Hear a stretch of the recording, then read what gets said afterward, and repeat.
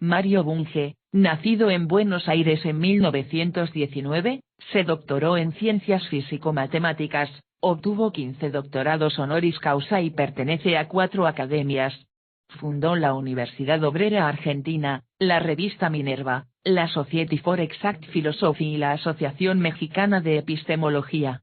Fue profesor titular en las universidades de Buenos Aires, La Plata y Nacional Autónoma de México, así como profesor visitante en 4 universidades norteamericanas y 5 europeas. Es autor de más de 500 artículos y más de 50 libros sobre ciencias y filosofía, entre ellos Foundations of Physics, la investigación científica, ciencia, técnica y desarrollo, Treatise on Basic Philosophy, en 9 tomos, Filosofía de la Psicología, con Rubén Ardila, Fundamentos de la Biofilosofía, con Martin Manner, Buscando Filosofía en las Ciencias Sociales, Las Ciencias Sociales en Discusión, La Conexión Sociología-Filosofía, Diccionario Filosófico, Crisis y Reconstrucción de la Filosofía, Emergencia y Convergencia y Chasing Reality. Algunas de sus obras han sido traducidas a 12 lenguas. Actualmente prepara un libro sobre filosofía política. Está casado con la matemática Marta Caballo y tiene 4 hijos, todos ellos profesores universitarios: Carlos, físico; Mario, matemático; Eric, arquitecto; y Silvia, psicóloga. Página 1. 100 ideas, Mario Bunge, 2006. 0.0. Prefacio. Esta es una colección de artículos periodísticos publicados en el curso de los últimos años. Tratan de temas muy diversos: biología, ciencia en general, ética, filosofía, física, gobierno, historia, literatura, política, psicología, religión, sociología, técnica, universidad, vida cotidiana y otros yuyos. La diversidad de las notas es tal, que las he ordenado alfabéticamente. Esto garantiza que sus temas estén distribuidos al azar, lo que a su vez permite leer este libro en cualquier orden y en cualquier circunstancia, incluso mientras se hace cola o se espera turno en una amansadora. En este salpicón hay de todo y para muchos gustos. Pero no he intentado contentar a todos. Me he limitado a escribir lo que pensaba en el momento, o sea, sin tacto. Ya me lo decían mis padres, conocidos por su falta de tacto: Marucho, no tenés tacto. Esta carencia me salvó de hacer una carrera política, pese a que desde chico he sido un apasionado espectador de la política. He escrito estos artículos para informar, provocar, proponer, entretener y divertirme, aunque no para matar el tiempo, barbarismo que sacaba a mi padre de sus casillas. Ojalá mis lectores se diviertan leyendo estas páginas casi tanto como yo al escribirlas. Montreal, invierno del año 2006. 1. Alienistas y brujos. Supongo que todos estamos dispuestos a perder cualquier cosa menos la razón, ya que esta es, según Aristóteles, la característica distintiva del ser humano. Por esto, las enfermedades mentales son las que más asustan e intrigan. Y por el mismo motivo los brujos y alienistas siempre han gozado de gran prestigio, aun cuando rara vez han sido eficaces. Por ejemplo, a fines del siglo XIX Charcot se hizo célebre por diagnosticar y curar lo que llamó histeria femenina haciendo presión sobre los ovarios, y la masculina apretando los testículos. En casos graves, Charcot extirpaba el útero. Sus cursos en la Salpêtrière eran frecuentados por la florinata de la necrología europea, incluyendo a Freud. Nadie dudó de la certeza de los diagnósticos de Charcot ni de la eficacia de su tratamiento. La ineficacia de los alienistas fue proverbial hasta mediados del siglo pasado, cuando se descubrieron los primeros psicofármacos capaces de aliviar los sufrimientos de esquizofrénicos, depresivos y obsesivos.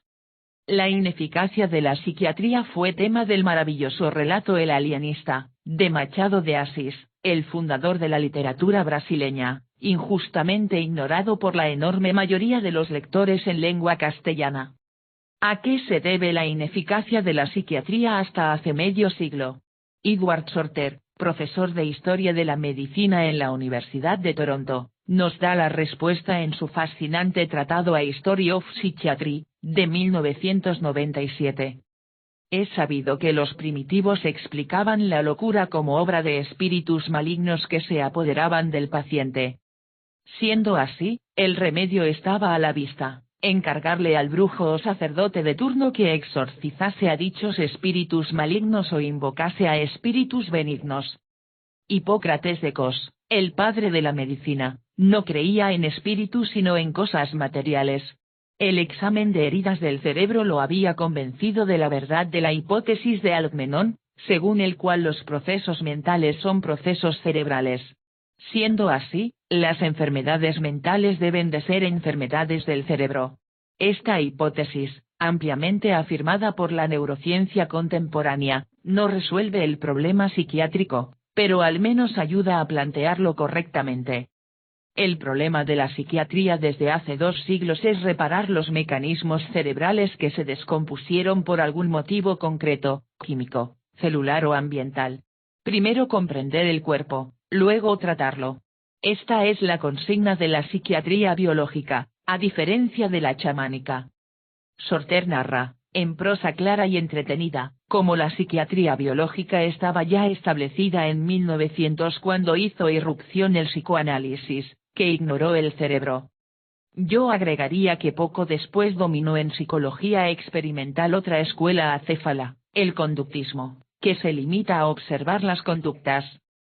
¿A qué se debe el éxito comercial y cultural del psicoanálisis, que dominó la psiquiatría norteamericana hasta aproximadamente 1970?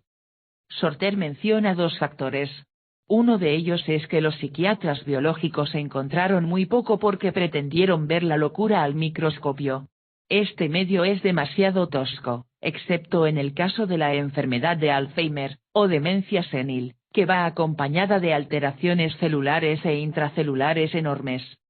Recién hacia 1970, con la invención de métodos refinados de visualización del cerebro vivo, PET/CT, pudo descubrirse, entre otras cosas, que la depresión prolongada va ahuecando la masa encefálica. Aún así, todavía queda mucho por andar hasta dar con signos confiables de las diversas enfermedades mentales. Tampoco se dispone de una clasificación de las mismas aceptada por todos los expertos. Un segundo factor del éxito comercial y cultural del psicoanálisis fue la ausencia de psicofármacos eficaces antes del descubrimiento de la clorpromacina a mediados del siglo pasado. No es que los psicoanalistas curasen, sino que encontraron un vacío. Este vacío era doble: la ciencia no curaba ni estudiaba las emociones ni las pasiones, en particular el placer y el dolor, el amor y el odio. Las fantasías desbocadas de los psicoanalistas llenaron ese vacío y dieron empleo lucrativo a miles de individuos sin formación científica. La psiconeurofarmacología marcó el fin de la etapa chamánica de la psiquiatría. El Prozac y sus parientes químicos reemplazaron al diván. Y los asilos echaron a la calle a centenares de miles de pacientes. Casi todos estos se reincorporaron a la vida normal. Pero quedaron afuera muchos miles de enfermos que no quieren o no pueden medicarse. Estos individuos viven solos, desamparados, desocupados, y a menudo drogados. Se los ve pululando por las aceras de las grandes ciudades. Mucho de lo que antes se gastaba en manicomios hoy se gasta en seguridad pública. Sorter elogia a la industria farmacéutica por haber impulsado los estudios de psicofarmacología con más vigor y eficacia que la universidad. Pero también denuncia sus abusos. Uno de estos abusos es la invención literal de trastornos, tales como el pánico, al que suele llamarse enfermedad de Hugon, la firma que fabrica la pildorita correspondiente. Otro abuso es haber promovido lo que Sorter llama hedonismo farmacológico, o sea, la búsqueda de la felicidad en la farmacia. La píldora ayuda a olvidar desgracias, pero en realidad solo el trabajo y el amor pueden dar felicidad. Al sociólogo de la medicina le interesarán también las páginas que Sorter dedica al movimiento llamado antipsiquiatría. Este movimiento fue iniciado hacia 1960 por Michel Foucault, Thomas Szasz, Ronald Lane y Erving Goffman. Su tesis es que los trastornos mentales son una invención de las autoridades para reprimir a la gente. Obviamente, los antipsiquiatrías no creen en sus propios cerebros. Pensarán, como los antiguos egipcios, ¿Que la función del cerebro es segregar mocos? Por este motivo los embalsamadores egipcios conservaban en vasos canópicos todos los órganos del difunto excepto su cerebro. ¿O creerán, como Aristóteles, que su función específica es refrigerar el cuerpo? La historia que también narra Sorter se entiende aún mejor a la luz de la vieja controversia filosófica sobre la naturaleza del alma, o psique o mente en su versión laica. Es obvio que mientras los exorcistas, psicoanalistas y antipsiquiatrías no creen en el cerebro, los psiquiatras biológicos, y los industriales farmacéuticos, creen que los trastornos psíquicos son enfermedades del cerebro. Esta hipótesis es la raíz filosófica del éxito sensacional de la nueva psiquiatría. Sería pues justo que los fabricantes de psicofármacos patrocinaran los estudios filosóficos de la hipótesis de que todo lo mental es cerebral. Esto no implica que todos los trastornos mentales deban tratarse mediante el escalpelo, el choque eléctrico o la droga. Los trastornos menores, tales como las fobias, pueden tratarse con la palabra. Al fin y al cabo, al pasar del oído al cerebro y transformarse en ideas o imágenes, las palabras desencadenan procesos neuroquímicos que pueden interferir con procesos cognitivos o emotivos. De aquí la eficacia de la terapia cognitiva, aunque a menudo deba complementársela con la psicofarmacológica. En conclusión, la psiquiatría se tornó científica cuando admitió que los trastornos mentales son tan reales y concretos como los digestivos, por ser disfunciones cerebrales. Ya no queda lugar decente para brujos ni para chamanes. A no ser la política.